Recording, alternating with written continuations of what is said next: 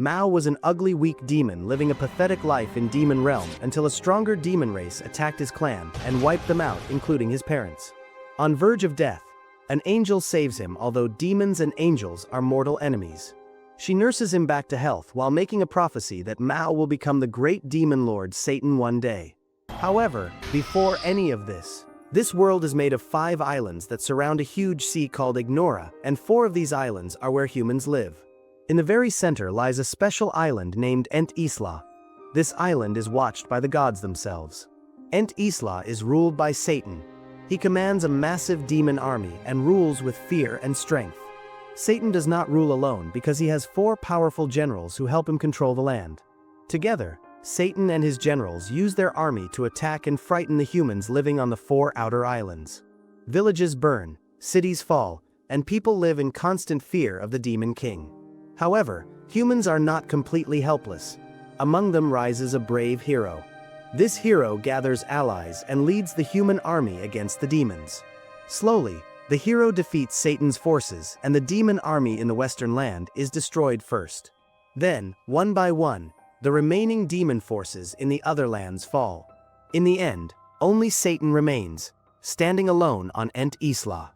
The final battle takes place on Ent Isla. Satan faces the hero, who is joined by trusted companions. The fight is fierce and shakes the land itself. In the middle of the battle, Satan realizes that defeat is close. To survive, he opens a portal and escapes to another world. Alciel follows him. Before leaving, Satan swears that one day he will return, take back Ent Isla, and finish his conquest. Satan and Alciel land in a strange new world, and surprisingly, this world looks nothing like their own. Tall buildings rise everywhere, metal machines move on roads, and people dress in unfamiliar clothes. Satan and Alciel are shocked to see that their bodies now look human. Even worse, their magic power is almost completely gone. As they wander the streets trying to understand where they are, 2 police officers notice them. The officers see that the 2 strangers look hurt and are wearing strange clothes. Thinking they are confused foreigners or cosplay fans, the officers try to help them. Because Satan and Alciel cannot speak the language properly, communication fails. When Alciel believes he can still use magic, he tries to attack the officers, but nothing happens. His magic does not work at all. The officers then take both of them to the police station. At the station, Satan is given a bowl of katsudon, and this is his first taste of food from this world, and he is surprised by how good it is. An officer speaks kindly to him, trying to calm him down. Satan secretly uses a small amount of magic to read information from the officer's mind. Through this, he learns about this modern human world, its rules, money, and daily life. Later, Satan goes to the room where Alciel is being held, but Alciel is calmly eating his own katsudon without worry. After a short, awkward pause, Satan knocks out the officer guarding them. He tells Alciel to enjoy the meal while he can. After many troubles, the 2 manage to leave the station. Over time, they secure fake identities, open a bank account, and find a small apartment to live in.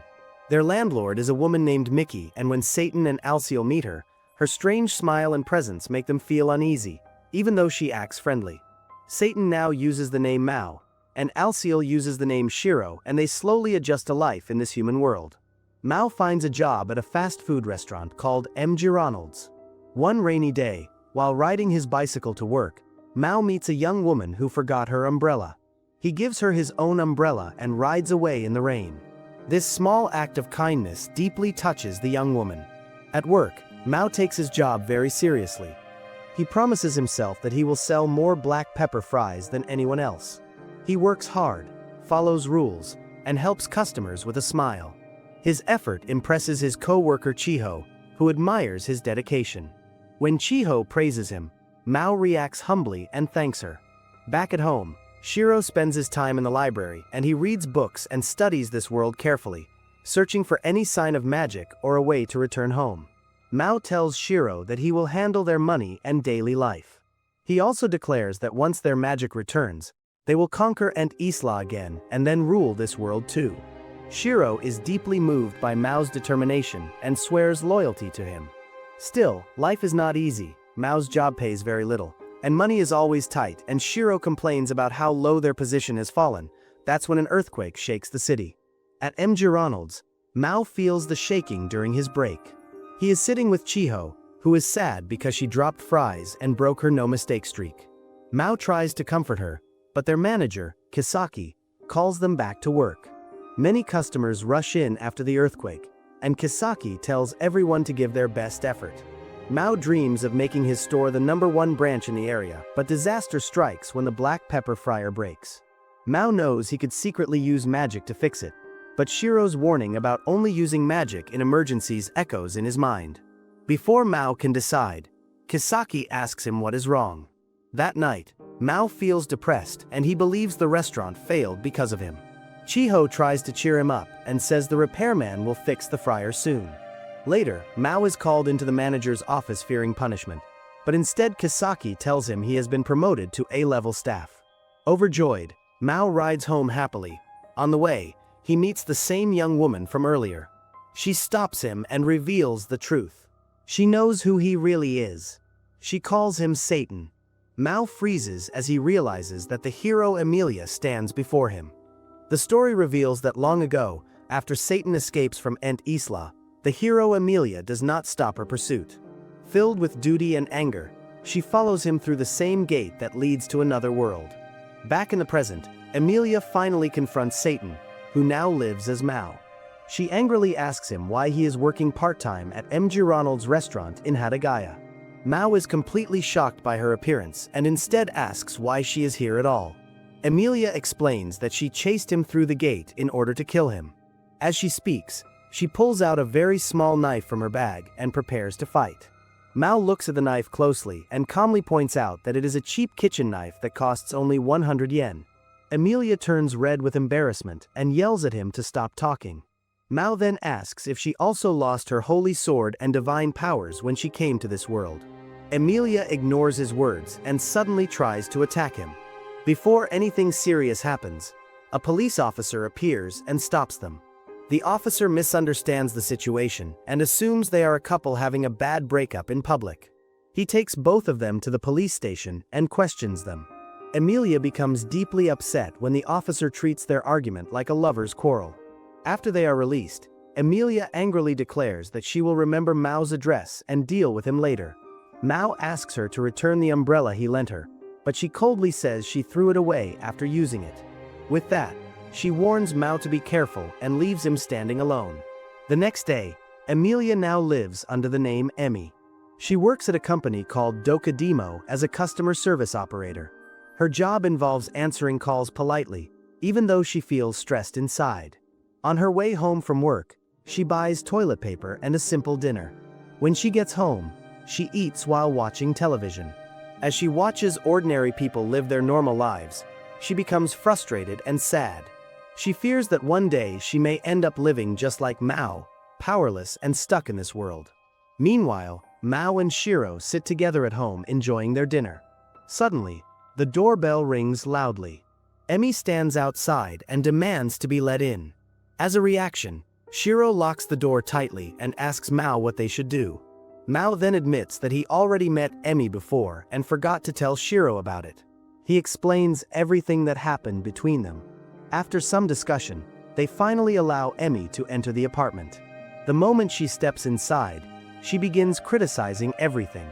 She complains about the small size of the room, the cheap furniture, and the simple food they are eating. Her sharp words fill the room with tension. Mao asks if she came to this world alone. Emmy explains that the High Priest Alba tried to follow her, but he failed to pass through the gate in time. Mao then explains his own situation. He says he is not simply wasting time by working part-time. His real plan is to rise through the ranks at MG Ronald's and become a full-time employee. From there, he believes he can slowly gain power, conquer Japan, and eventually return to Ent Isla to conquer it again. Hearing this, Emmy feels deeply disappointed. She prepares to leave but stops to say something important. She tells Mao that with her current strength, she could kill him right now. However, if she does, she will lose her chance to ever return home. Before leaving, she tells them her full name and reads their names from the placards outside their apartment. She openly criticizes Mao's human name, saying it sounds foolish. The next day at work, Emmy changes clothes in the locker room. Her co-worker Rika invites her out to dinner. Emmy refuses, which makes Rika believe Emmy finally has a boyfriend. Emmy immediately denies this loudly and strongly, causing an awkward moment. Later, Emmy goes to Mao's apartment again. She learns that Mao and Shiro are out on what they call an important mission. In reality, they are simply going to buy eggs that are on sale. Emmy secretly follows them through the streets. When she sees them entering a building related to baths, she misunderstands and believes they plan some kind of violent ritual. In truth, they are only trying to reach a public bath before it closes. Emmy continues watching them even after they return home. Inside the apartment, Mao experiments with food and mixes cucumbers with honey. He is surprised to find that it tastes slightly like watermelon. Shiro reacts with confusion, while Emmy watches in disbelief at how far the Demon King has fallen. One day, Emmy suddenly appears at MJ Ronald's and demands that Mao meet her later at the place where they first met in this world. Mao responds politely, staying fully in his employee role. After Emmy leaves, Chiho approaches Mao and asks about his relationship with her. Mao explains that they share a long history. This answer bothers Chiho more than she expects.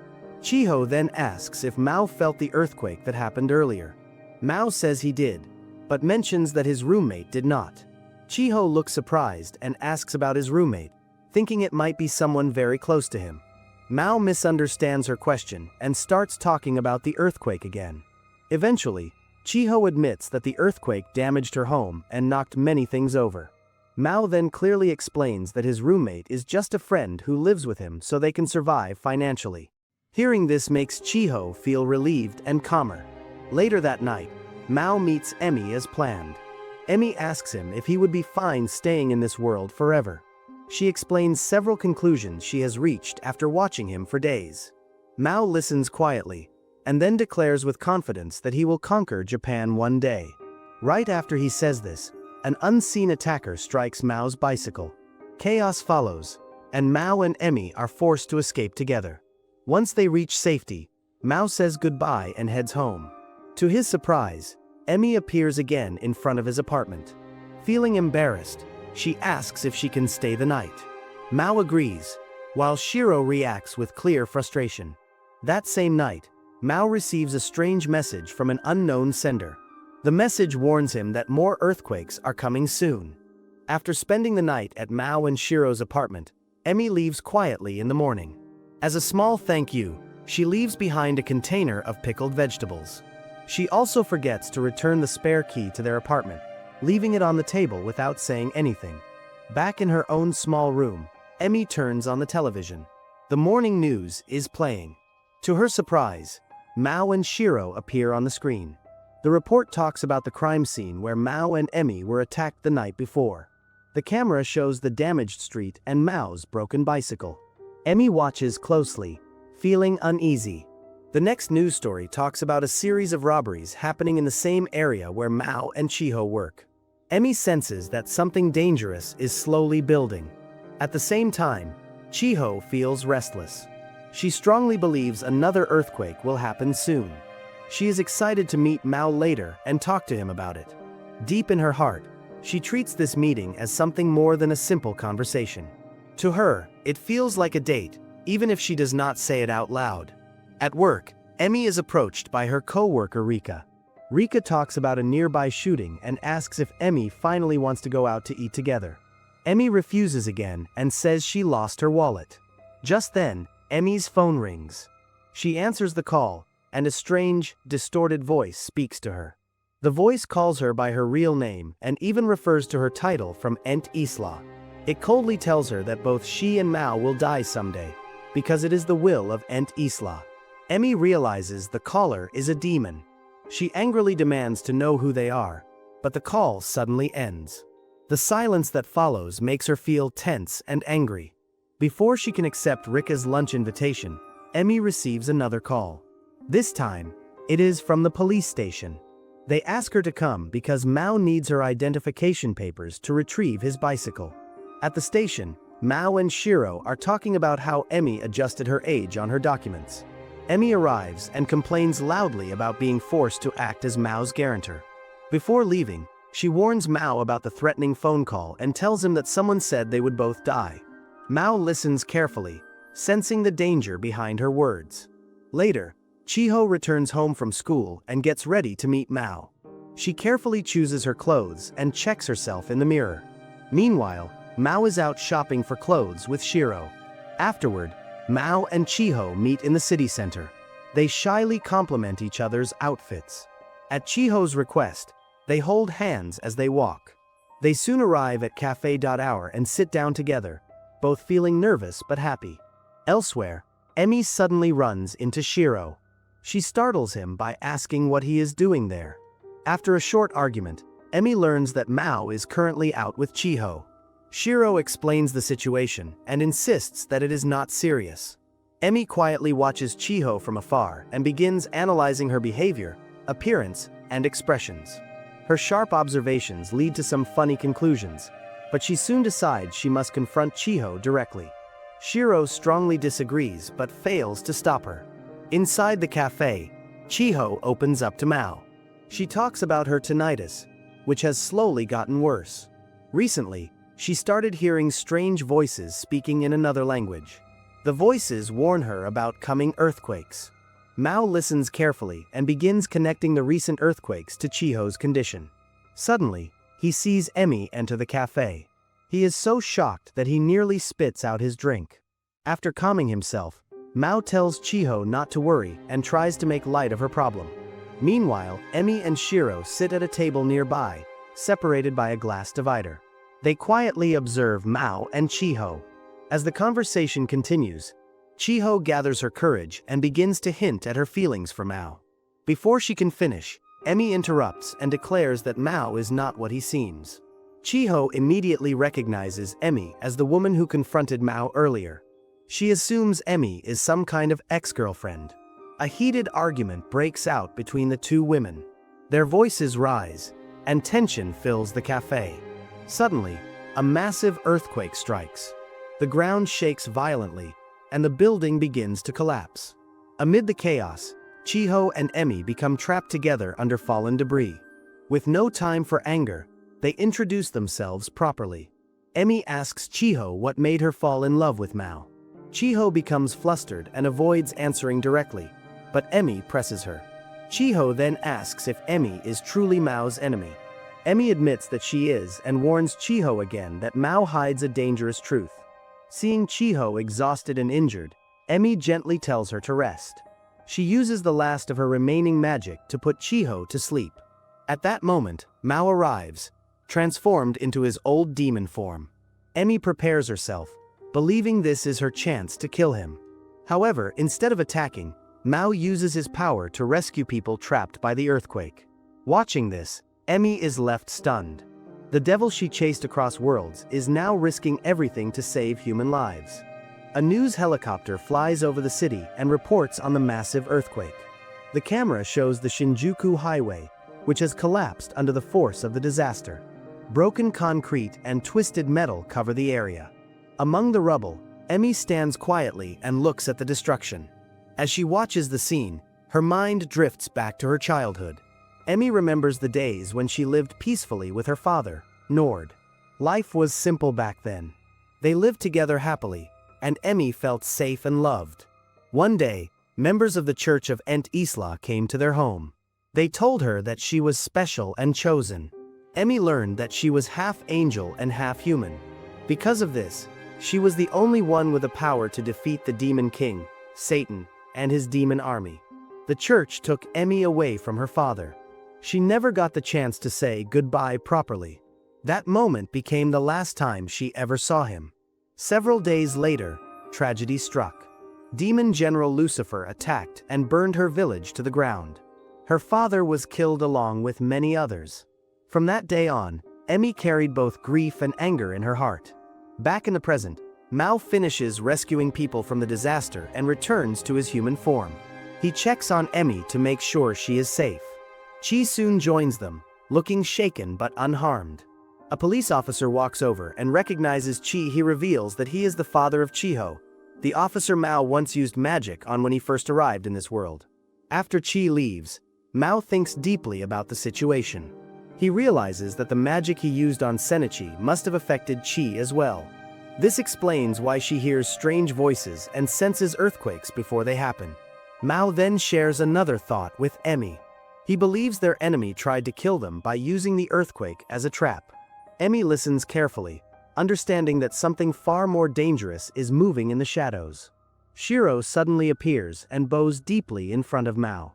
He apologizes sincerely for his past mistakes and for acting without thinking before. Mao accepts his apology, showing calm leadership rather than anger. Later that evening, Emmy meets her co-worker Rika. They go to Rika's house and share dinner together. Rika cooks for Emmy, and the warm meal makes Emmy feel relaxed. During dinner, Emmy talks about her family in Kobe and recalls an earthquake she experienced when she was younger. The conversation slowly turns serious. Rika gently suggests that Emmy seems unsure about something in her life. This leads to a heartfelt talk between the two women, strengthening their bond. Meanwhile, Mao and Shiro walk home when two police officers stop them. One officer mistakes them for a street comedy duo practicing jokes. He laughs and says he once wanted to become an actor but failed. Before letting them go, he warns them to stay alert because several muggings have happened in the area recently. Back at Rika's place, Emmy prepares to take a bath. As she does, Rika watches the news. The report says the robber has struck again and now has 7 victims. While soaking in the bath, Emmy quietly reflects. She wonders if the strange feeling inside her is the same feeling Mao had when he chose to save people during the earthquake instead of escaping or fighting. The next day, Emmy visits Mao's apartment to return the 1,000 yen she borrowed. However, she refuses to leave right away, much to Mao's confusion. While there, she learns that Shiro is feeling deeply guilty and emotionally shaken by the recent events. Emmy and Mao argue briefly about Chi and her safety. Frustrated, Emmy storms out but slips on the stairs and falls, getting lightly injured. Concerned, Mao tells Shiro to go to the pharmacy and buy bandages and gauze.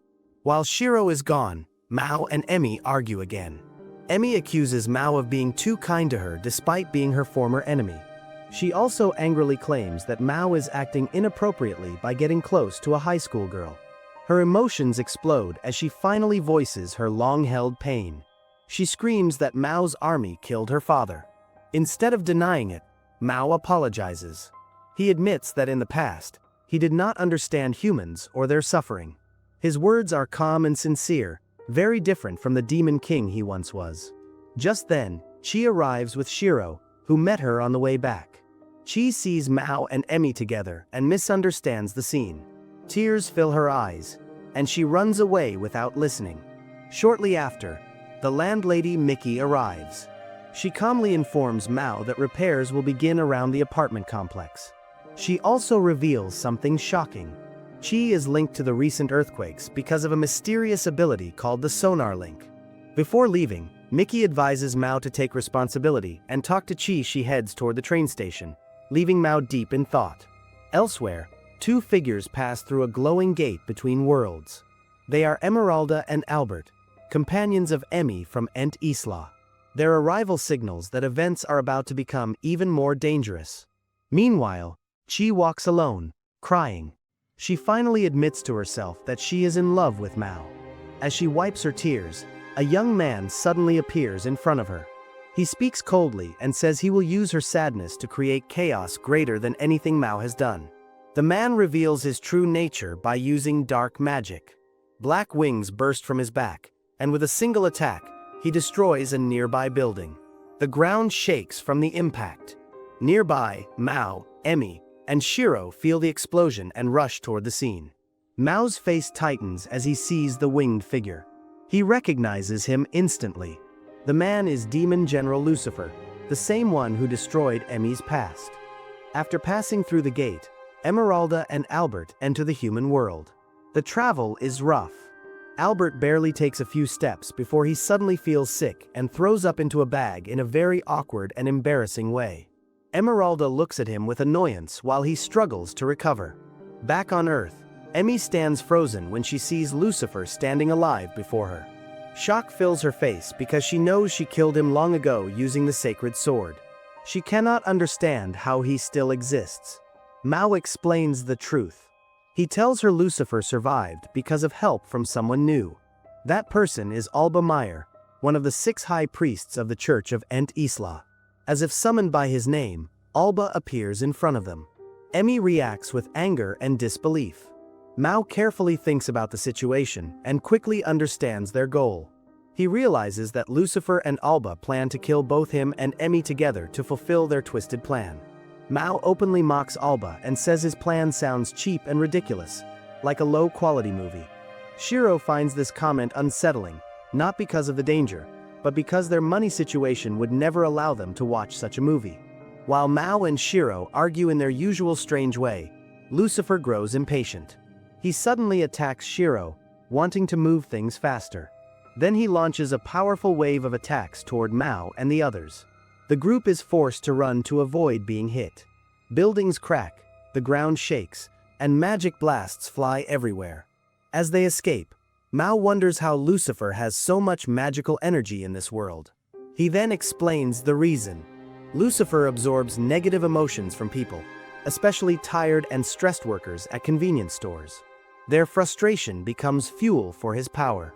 Lucifer appears again and praises Mao for figuring this out. He asks how Mao realized his method. Mao calmly explains that he noticed it during the tunnel collapse days earlier.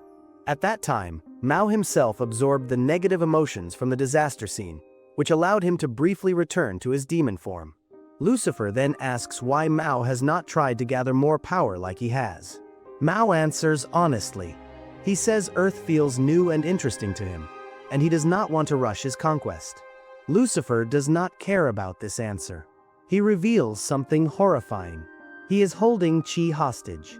He uses her body as a container to gather even more negative energy. Lucifer chases Mao and Emmy through the streets. They dodge attack after attack.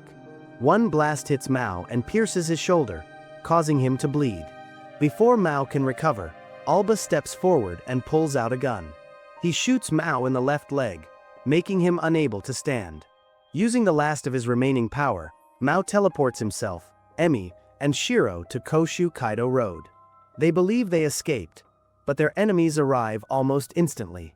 Lucifer attacks without mercy and fires a massive blast straight through Mao's chest.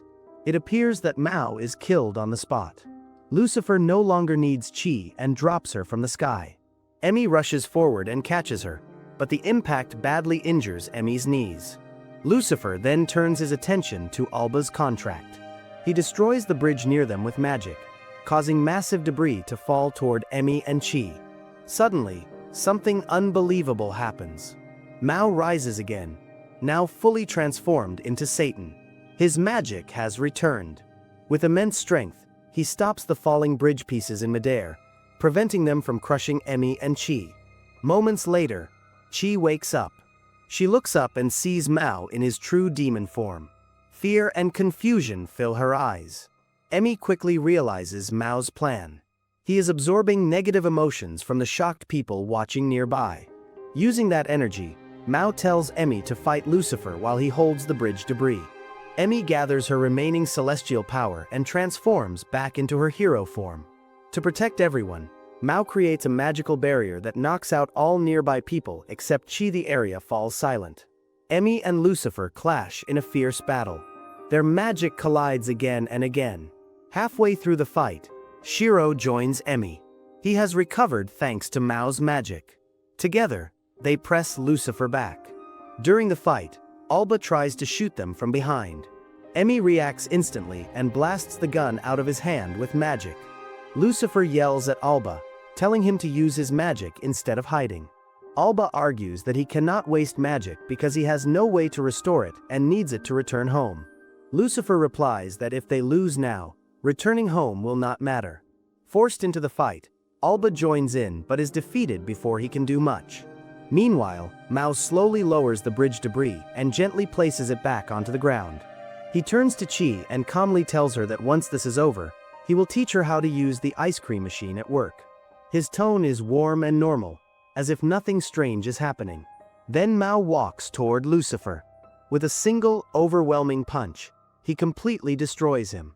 After the battle ends, Mao explains everything to Chi. He tells her the truth about who he is, where he comes from, and who his companions are.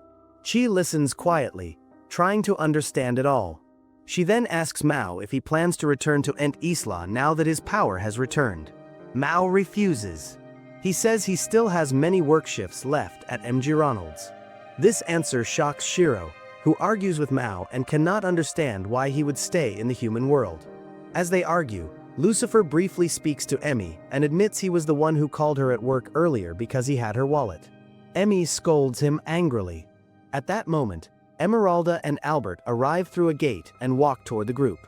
Later, Emmy leads Chi, Emeralda, and Albert back to Mao's apartment. There, she explains the church's dangerous plans and everything they have learned. Back at the battlefield, Mao uses the last of his magic to repair the broken bridge completely. At the apartment, Emmy prepares tea for everyone. Albert then reveals an important truth. He is the voice Chi heard in her head. He explains that he used sonar pulses to contact Emmy, but Chi picked up the signal because it was tuned to people who constantly think about Satan. After everything settles, Emmy says goodbye to Emeralda and Albert. They return to their world through a gate. Later, Mao and Chi work together at MG Ronald's. During their shift, Chi asks if Mao plans to go back to his world. Mao answers honestly. He says he cannot, because he used too much power. He apologizes for not being able to erase her memories. Chi becomes upset, pouts, and calls him an idiot for worrying too much. Mao and Shiro sit together inside a busy barbecue restaurant. The smell of grilled meat fills the air as people talk loudly around them. They are there to celebrate Mao's recent promotion at work. Even though the promotion is not permanent, Mao feels proud that his effort is finally noticed. Shiro orders more food than usual, saying this kind of celebration does not happen often. Mao tries to act calm, but he is clearly happy. During dinner, it becomes clear that Lucifer is now living with them in their apartment. Shiro explains that this has caused a serious problem. Lucifer spends too much money online, buying random items without thinking. He orders games, snacks, and strange tools they do not need. Far away in Ent Isla, inside a holy building, a woman stands before the high priests. She reports that Alba has failed his mission and has disappeared. She also explains that Emmy and Mao are still alive, which is not what the church expected. Even worse, Emeralda has spread news that Alba betrayed the church. This information shocks Father Roberto and the other priests. The woman asks them to confirm what to do next. There are only two choices. One is to officially label Alba as a traitor. The other is to eliminate Emeralda. Back on Earth, Mao and Shiro return to their apartment. Inside, Lucifer now goes by the name Hanzo Yurishihara. Mao gives him a very small pork bowl for dinner, showing that he is no longer an honored general. Mao orders him to use the internet to research magic from this world and find ways to recover power. Hanzo tries to prove he is useful by showing off his computer skills. Without warning, he contacts Emmy while she is working. Emmy is shocked and angry when she realizes who is calling her. At MG Ronald's, Chi congratulates Mao on his promotion. She smiles and says it is impressive that he became a shift manager in less than 6 months. Mao quickly explains that it is only temporary. He is filling in while the real manager is away. Emmy suddenly enters the restaurant and confronts Mao about the phone call she received earlier. She is clearly upset. Chi steps in and tries to calm both of them before the situation gets worse. Meanwhile, back at the apartment, Hanzo searches the internet. He finds a website listing scary places around Shibuya. The page talks about haunted schools and strange events. Outside the apartment, Shiro looks at travel information and finds a location in Turkey that might have strong magical energy. She believes it could help Mao regain power. While checking the mailbox, she notices a letter from the landlady and brings it inside. Later that evening, Mao speaks with Emmy outside his workplace. He explains that Lucifer is now using the name Hanzo and must stay hidden because Alba has been arrested. Emmy is shocked when she learns that Hanzo is living in Mao's apartment. Mao adds that Hanzo has no magic left and cannot return to their world. Emmy finds this amusing and proudly claims she still has enough power. When Mao gets home, he finds Hanzo passed out on the floor. Shiro pokes her head out from the bathroom and warns Mao not to look at the picture sent by the landlady. Later, it is revealed that the picture shows the landlady wearing a bikini while on vacation in Hawaii. The conversation then returns to serious matters. Mao asks if Hanzo found anything useful. Hanzo explains that he discovered rumors about a haunted school. He believes a demon may be involved.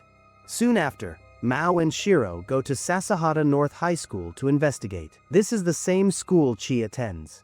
As they stand outside the gate, Chi notices them and happily waves. She looks confused but curious. Later, Mao talks with Chi in the staff break room. He asks her about a rumor called the sealed classroom. Chi explains that many students talk about it. She agrees to help Mao investigate because she trusts him. That night, Chi leads Mao and Shiro to the old school building where the sealed classroom is located. As they walk, Chi tells Mao about several strange stories connected to the school.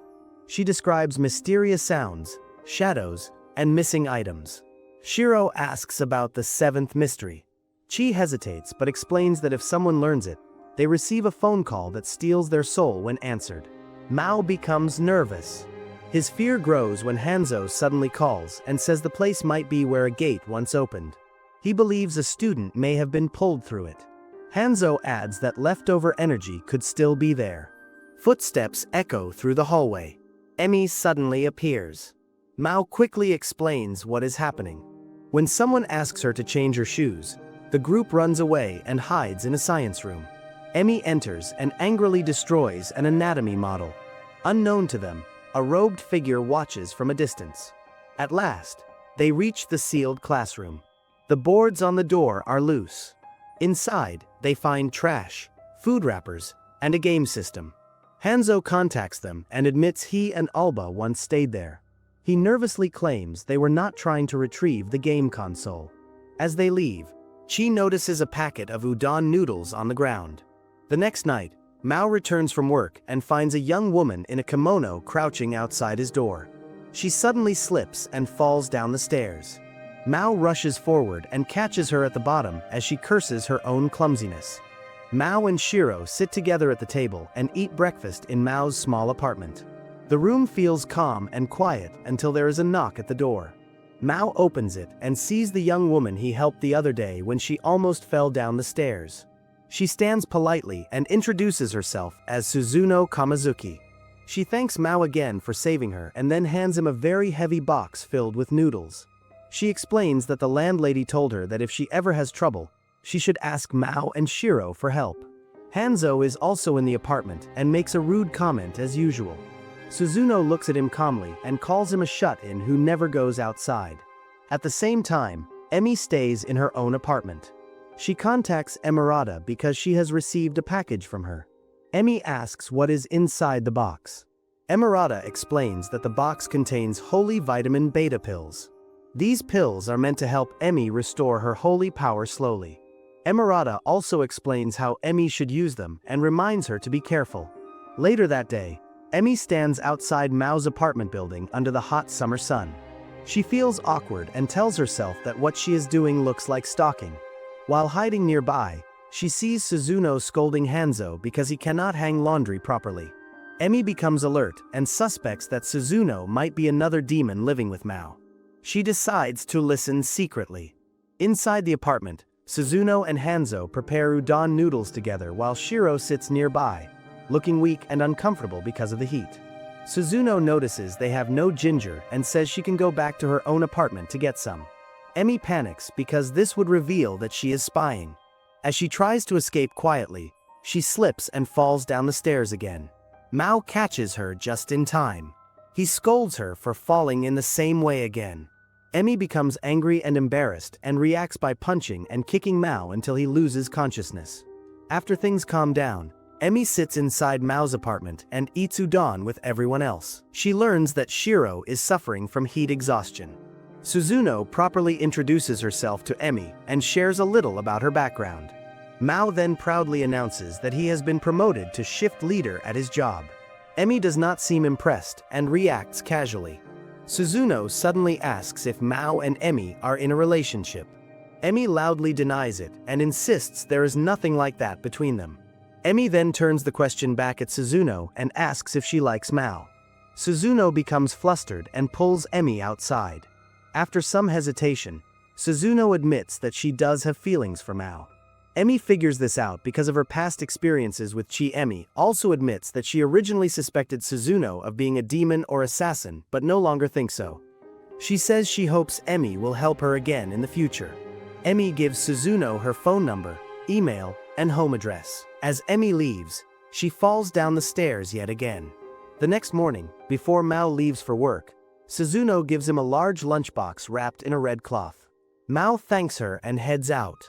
Later in the evening, Emirata contacts Emi again to ask if the holy vitamin beta pills are working.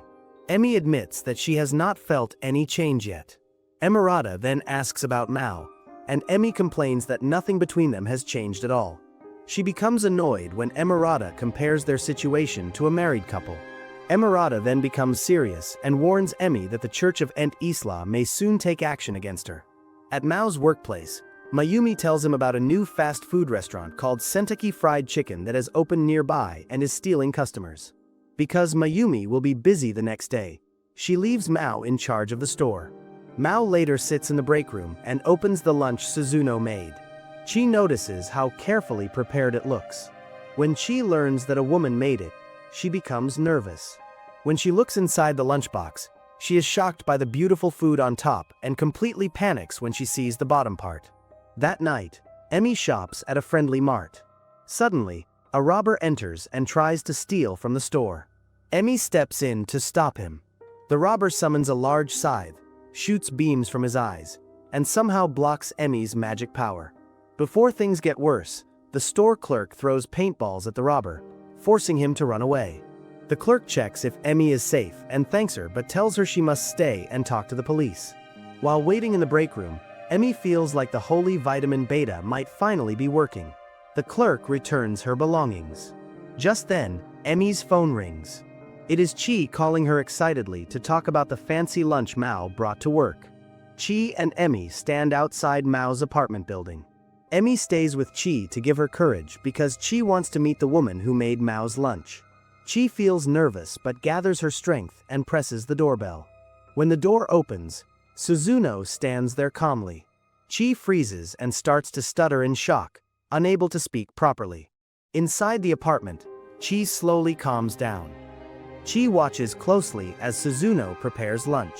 When the food is ready, everyone sits down to eat.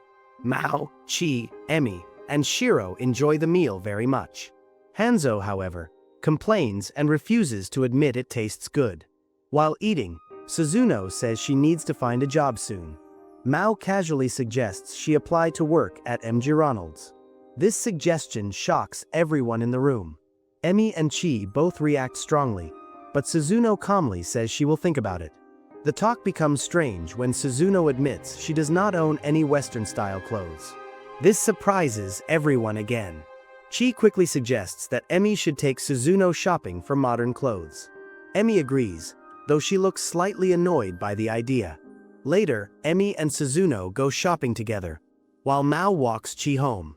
As they walk, Mao asks Chi if her parents know that Emi visits his apartment often. Chi answers honestly and says her parents know and do not mind. After a short silence, Chi asks if it would be okay for her to cook meals for Mao sometimes. Mao thinks for a moment and says it might be fine. This makes Chi very happy. Feeling brave, Chi then admits she does not care about Mao's past as a demon king and still has feelings for him. Mao becomes very embarrassed and does not know how to respond. At that exact moment, Suzuno suddenly appears and points out that she arrived just in time to hear Chi's confession. Chi becomes extremely flustered, grabs Mao's bike named Dullahan, and rides away as fast as she can. Mao sighs and answers Suzuno's earlier question about how he feels toward Chi, though his reply is unclear. He then offers to walk Suzuno to the train station, where Emi is waiting. When they meet Emi again, a misunderstanding is cleared up. Emi thought Suzuno had dropped her wallet and went back to get it. During their conversation, Suzuno accidentally reveals that she comes from Ent Isla and traveled to Earth through a gate. The mood changes instantly. Suzuno is told about Emi's true identity as the hero, and Emi learns Suzuno's real role as an inquisitor from the Church of Ent Isla. Suzuno also explains her mission and background. Suzuno is about to invite Emi to work with her, but Emi cuts the talk short and says she has to go to work soon.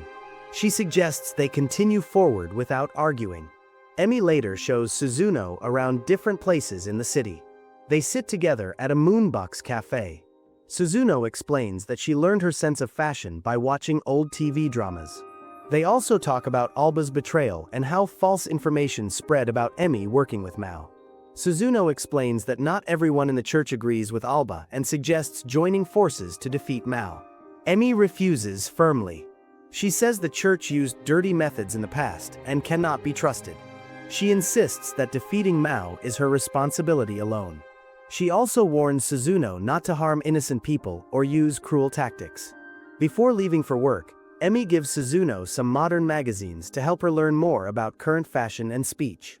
Elsewhere, Chi apologizes to Mao for stealing his bike. Mao accepts the apology easily. Later at work, Mao meets Mayumi, who wears a scary smile. Sales have dropped badly because of the new restaurant, Sentaki Fried Chicken. Mayumi gives Mao full permission to do whatever is needed to increase sales, as long as he does not fail. The next day, Mao begins his first shift as substitute manager. He meets Mitsuki Saru, the manager of Sentaki Fried Chicken. Saru notices Chi standing near Mao and asks her to cook a meal for him. Chi feels uncomfortable and later complains about Saru in the break room. Mao reveals that he secretly sent Shiro to work at SFC as a spy to gather information. After work, Suzuno meets Emi and Rika outside their workplace. She happily shows the clothes she bought. Suzuno then asks Emi for help dealing with Mao, which leads to a misunderstanding involving Rika. The streets of the city are full of people because the Sasahata Tanabata festival is happening. Colorful decorations hang everywhere, and the area feels lively and loud. Rika, Emi, and Suzuno walk together and stop in front of MG Ronald's. The restaurant looks quiet and empty compared to the busy streets outside. Rika looks around and feels disappointed. She comments that the place feels dull and boring during such a big festival. Because of that, she suggests they go to Sentaki Fried Chicken instead, where many customers are lining up. The three of them head to SFC and stand in the long line. While waiting, Rika turns to Emi and Suzuno and asks them to tell her everything they know about Mao. She jokingly says she needs this information to prepare for her battle with him. Emi and Suzuno react differently to the question, but agree to explain later. When it is their turn to order, Saru stands at the counter. He speaks smoothly and gives Rika many compliments, making her feel slightly embarrassed. After ordering, they carry their food upstairs and sit at a table near the window. There, Emi and Suzuno finally explain who Mao is to them. Emi describes Mao as dangerous and troublesome, while Suzuno talks about him in a calmer and more respectful way. Their stories do not match at all. Rika notices this and points out the clear difference. Emi becomes annoyed and starts complaining loudly about Mao, listing all the reasons she dislikes him. At a nearby seat, Shiro overhears everything. Hearing Emi insult Mao makes him uncomfortable and angry, but he hesitates to speak up at first. Elsewhere, Mao waits inside MG Ronald's for Shiro to return.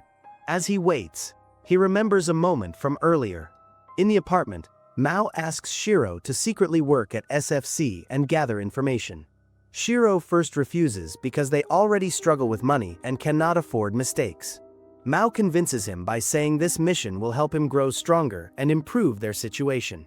Shiro finally agrees. Back in the present, Chi approaches Mao and tells him she has finished all the cleaning and chores. Mao looks around and notices the workers look tired and unmotivated. He wonders what he should do next. Chi gently suggests they stand outside and try to attract customers directly.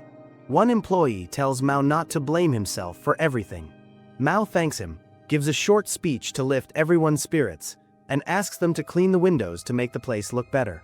At SFC, Shiro gathers his courage and walks over to Emi's table. He wants to defend Mao's honor after hearing Emi's harsh words. Emi quickly realizes his intention and offers to pay for his food if he sits with them and helps with his investigation. Shiro accepts. Rika feels confused by their behavior and asks if Shiro is their friend. Emi and Suzuno strongly deny it at the same time. Shiro introduces himself properly and learns that Rika wants to understand why Emi tries to keep people away from Mao. To explain, Shiro makes up a believable story. He says Mao once owned a company related to real estate and job placement. Emi worked for a rival company as a temporary worker. Due to bad luck, business rivalry, and a major economic collapse, Mao's company failed. Even after losing everything, Mao continues working hard at MG Ronald's, hoping to rebuild his life. Rika listens carefully and accepts this story as true. She says she understands because her family once owned a small factory and faced similar struggles. Shiro feels relieved and thanks her sincerely. Rika blushes and becomes shy. Emi wants to leave immediately, but Rika now becomes curious about Mao and wants to see him herself. Shiro agrees to let her go, but only if Emi buys desserts and salads for everyone. Emi complains but agrees. Before they leave, Saru offers Emi advice. He tells her people change with time and it is better to accept change instead of fighting it. He also warns her that men sometimes take advantage of women when they feel weak. Back at MG Ronald's, Shiro reports everything he learned to Mao. He also orders dinner for himself and Hanzo. After Shiro leaves, Mao politely asks Emi and the others to order first before sitting down. Emi ignores this and orders directly, which annoys Mao. He and Rika argue briefly. Rika admits she only came to see what kind of person Mao really is. Chi joins them and gently scolds Mao for his tone. She then brings Emi her food. When Rika meets Chi, she immediately likes her. Mao tries hard to prove to Rika that he is not foolish and that he is capable. He attempts several creative ideas to attract customers, but none of them work at first. Then his acquaintance Watanabe arrives with bamboo branches. Mao and the staff decorate them for the Tanabata festival. Chi explains that Mao met Watanabe by helping clean a park and that using bamboo decorations is Mao's idea to attract festival visitors. Soon, the decorations and Chi's popularity online draw many customers to MG Ronald's. Business finally improves. Suzuno, however, stays alert, watching the crowd carefully as if sensing something unusual. At MG Ronald's, Chi and Mao are working another busy day. Chi mentions how hard yesterday was, and Mao agrees, saying they can't relax because their rival, Senteki Fried Chicken, is always trying to compete. Then Mao remembers a warning from their boss, Mayumi, who once threatened to send him to Greenland. Suddenly, Mao gets a message from Mayumi. She says he must go to the MG Ronald's branch in Hashimine. Mao is shocked because he had already met the work quota for the branch. Mayumi explains that he is not being sent to take over the place but to help a fellow manager who needs support. Chi wants to go too, but Mayumi says Mao is enough, and Chi must stay behind. That evening, Mao tells Shiro and Hanzo about his upcoming trip. Hanzo looks up Hashimine online and points out some interesting spots they might see, including a haunted house. Shiro immediately says he wants to come along to check out the haunted house. They don't realize that Suzuno is listening to their conversation from a distance. Meanwhile, Chi calls Emi and asks her to come with her to Hashimine, and Emi happily agrees. But shortly after, Suzuno contacts Emi. She explains that Mao is planning to gather magical energy in Hashimine the next day. Emi is surprised because she thought she was just going to the place with Chi for fun. Suzuno asks Emi if she can come too, and Emi allows it, curious about what Suzuno wants to do. The next day, Mao arrives at the Hashimine MG Ronald's and meets the local manager, Yuki. Yuki gives a short pep talk to the employees to motivate them, and Mao joins in with his work, showing skill and confidence. Yuki praises him for doing a great job. Soon after, Chi appears at the restaurant. After ordering her food, she asks Mao what he thinks of her new bathing suit. Mao misunderstands her question and thinks she is asking about the restaurant, which frustrates Chi a little. Emi and Suzuno also arrive, which annoys Mao further. Back at Mao's apartment, Shiro is left behind because he has a stomach problem and cannot travel. Chi, Emi, and Suzuno meet at the train station and head to the beach. At the locker room, they change into bathing suits. Chi's swimsuit makes Emi feel a little shy, and both of them are surprised by Suzuno's old-fashioned outfit. After their meal at the restaurant, they talk about how busy the MG Ronalds was and about the local haunted house. Suzuno is especially interested in visiting the haunted house for her own reasons. The three decide to go together. When they enter the haunted house, Chi gets very scared and runs out before they can finish. Suzuno and Emi continue exploring, and they meet a little girl who seems lost and is looking for her mother. It turns out she is part of the haunted house attraction, which frightens Suzuno and Emi even more.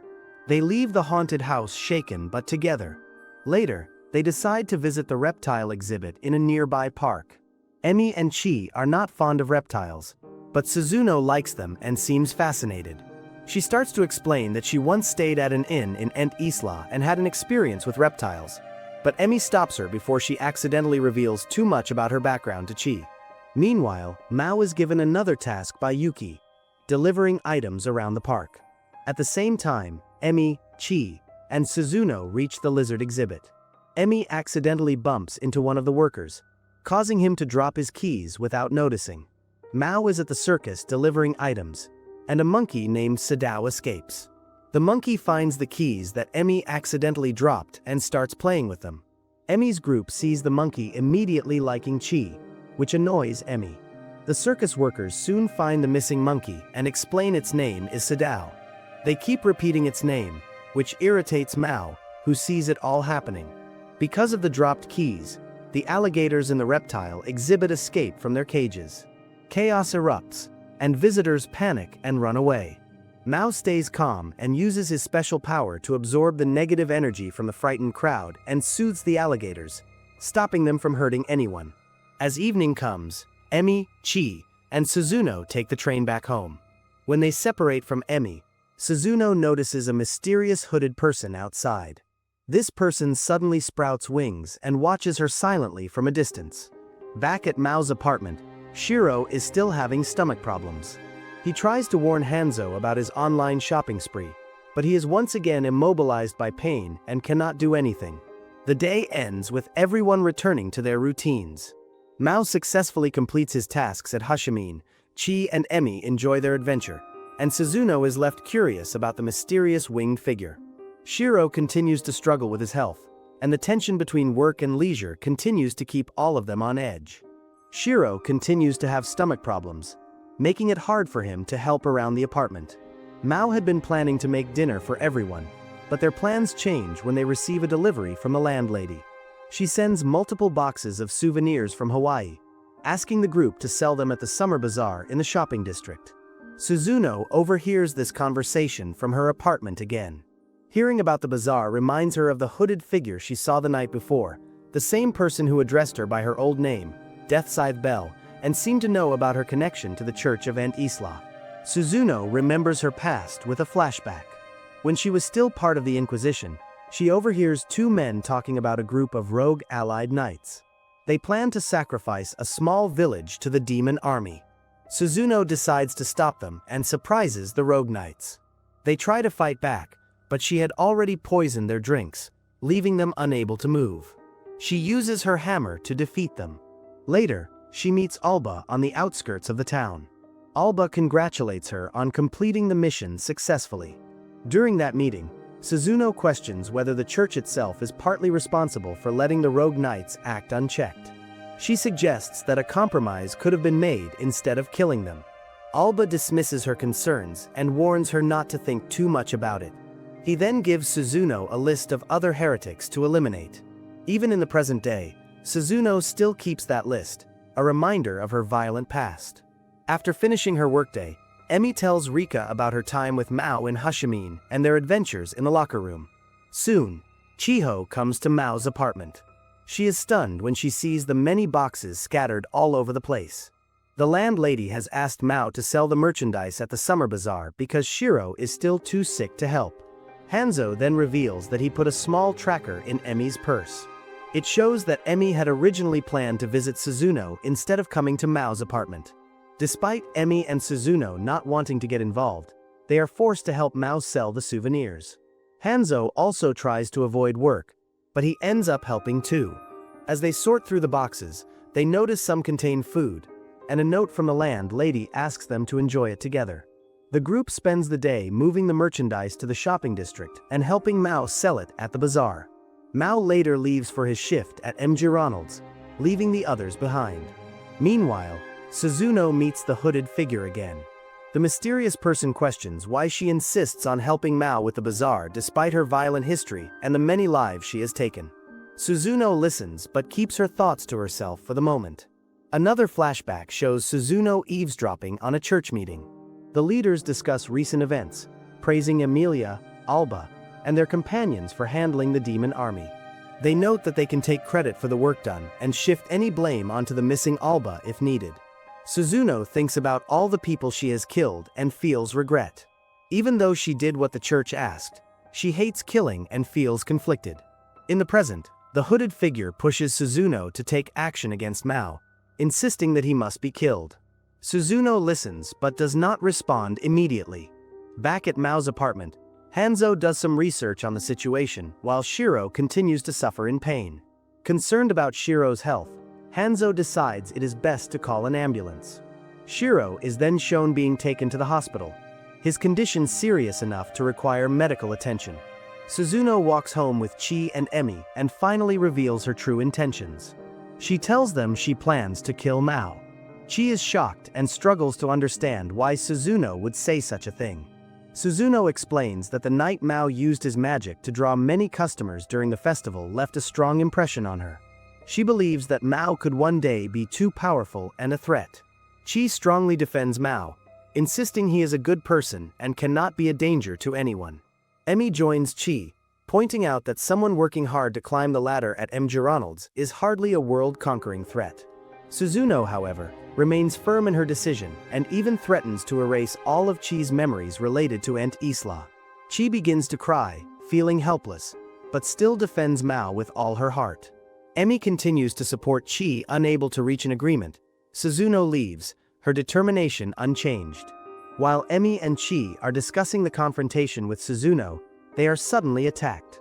The attacker is the same scythe-wielding robber who had tried to hurt Emi at a convenience store earlier. Emi fights to defend herself while Chi tries to call Mao for help. During the struggle, the attacker is revealed to be Saru, who overpowers Emi in battle. Chi tries to intervene, but Suzuno suddenly appears and knocks her out, preventing her from helping Emi. Meanwhile, Mao receives a call from Chi's mother, Riho, who says Chi has not returned home. Mao quickly contacts Hanzo for assistance. Hanzo explains that Saru is not a registered employee at any nearby locations and may have tampered with the system to hide his presence.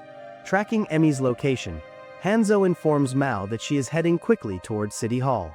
Back at the hospital, Shiro is admitted for his stomach issues. Alba, who was unconscious, is also present, now awake and observing the situation. The scene leaves everyone tense and worried, with multiple dangers converging at the same time. The day ends with Mao rushing to help Emi, Suzuno remaining determined in her deadly plan, and Chi and Emi caught in the middle of the attack, while Shiro recovers under medical care. The story shows how past decisions, hidden motives, and dangerous enemies are now intersecting with the lives of everyone involved. Shiro wakes up in a hospital bed, groaning about his bad luck and wishing he weren't stuck in such a situation.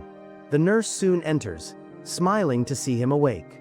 She checks his insurance and explains that the hospital will cover his care, then offers him a new 4 bag to help him recover faster. Shiro, however, shakes his head and refuses. He's worried about hidden costs or expensive copays and doesn't want to risk paying more. As he leaves his room, Shiro sees a police officer lying unconscious in the hallway. Before he can react, Alba suddenly appears and delivers a powerful gut punch, knocking the wind out of him. In the chaos, Alba steals Shiro's insurance card, leaving him stunned and defenseless. Meanwhile, Mao rides on Dullahan towards City Hall. Above the building, Emi is floating in the air, magically restrained while Saru fires his deadly eye beams at her. Saru demands that Emi hand over Better Half, a powerful weapon, but she cannot summon it. She explains that it rejects Saru and will not obey him. Saru insists that it belongs to heaven and that no human should wield such power. He ignores Emi's plea to leave Chi out of the conflict, claiming Chi is a valuable subject to study how a demon affects a human. Emi scolds Saru, insulting him, which prompts Saru to fire an extremely powerful beam in retaliation. Mao arrives at City Hall, but a magical barrier blocks him from reaching Emmy. Noticing that Emmy is nearly exhausted and cannot hold out much longer, Saru urges her to surrender and fires more I-beams to pressure her. Saru senses Mao nearby and orders Suzuno to deal with him. Emmy, worried, asks Suzuno if she is truly okay with seeing both her and Mao die. Suzuno remains silent and descends to face Mao. Mao tries to break the barrier using the limited magic he has, but in doing so, he destroys Dullahan, leaving him frustrated and despairing. When Suzuno attacks, Mao avoids her blows and briefly surprises her by changing out of his MJ Ronald's uniform into his regular clothes. Suzuno, flustered by the change, accidentally makes herself more embarrassed when her weapon removes Mao's shirt. While Mao and Suzuno argue back and forth, Hanzo finds some food in the fridge prepared by Suzuno. Mao expresses his disappointment, telling Suzuno that she is no better than Alba. Suzuno, angered by Mao's words, attacks him violently. After recovering, Mao calmly explains that his true goal is to protect his co-worker. Chihi also understands that Suzuno wants him to handle Saru, so he sets off to confront the Dark Angel. At Mao's apartment, Alba visits Hanzo and proposes a deal, to return to heaven once more. Hanzo listens, and then smirks menacingly, clearly intrigued by the offer. Back on the roof above City Hall, Saru grows impatient with Emmy. He prepares to take her sword by force, intending to overpower her. At that moment, Chi shouts at him, calling him a pervert. The insult enrages Saru, and he grows even angrier when Emmy and Chi continue to criticize him. They warn him that Mao will not allow Chi to be harmed because Mao is her shift leader and had climbed multiple flights of stairs to reach the roof while the elevator is out of service. Eventually, Mao reaches the roof, greeted by surprised reactions from Emmy and Chi, but Saru quickly overwhelms him. The closer Saru is to the moon, the stronger he becomes, and to make matters worse, Alba casts a spell that further boosts Saru's power. Using this new strength, Saru lifts rubble and traps Mao in midair, holding him helplessly. Meanwhile, people across Tokyo panic as the fight escalates. Back in the hospital, Shiro rises weakly from his bed. He calls out to Mao, giving him encouragement and reminding him of his allies. Mao's dark aura spreads around him as he begins to transform. Now in his Satan form, Mao entrusts Suzuno with protecting Chi and Emmy while he focuses on defeating Saru. From a distance, Hanzo recovers Emmy's bag from Alba. Realizing that Alba has betrayed him, Hanzo swiftly knocks him out, removing him from the battlefield. The moon above begins to darken as a shadow spreads across it, signaling the height of the battle. Mao confronts Saru and gives him two options: surrender or be defeated. Saru arrogantly chooses to fight. Mao, now at his full power, unleashes a flurry of attacks on Saru. The Dark Angel tries to resist, but Mao is relentless. With precision and strength, Mao overwhelms Saru, striking him again and again. Eventually, Saru is completely defeated, beaten decisively by Mao's power and skill. With Saru defeated, Mao stands tall, his aura still swirling around him. Emmy and Chi, though exhausted, are safe for the moment.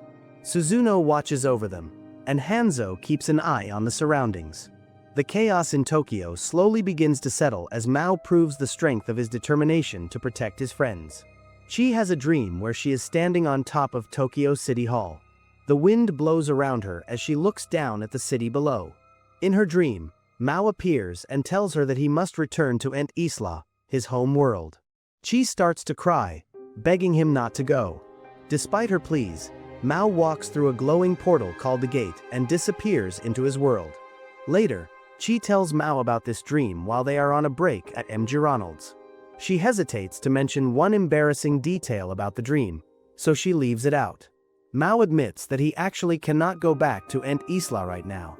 He explains that he used up all of his magical power when he repaired the broken buildings in Tokyo and when he returned Saru through the gate, leaving him too weak to travel. Soon after, Mayumi speaks with Mao about the night he suddenly left the restaurant. Suzuno arrives to explain what really happened, clarifying the situation. Meanwhile, Hanzo discovers that Suzuno had been at Mao's workplace, as he had placed a tracker on her as well. Shiro notices this and scolds Hanzo for being careless. Back with Mao, Suzuno explains to Mayumi in her office how Mao saved both Chi and her from a difficult customer. During the conversation, an employee comes running, reporting that a man has emerged from the freezer.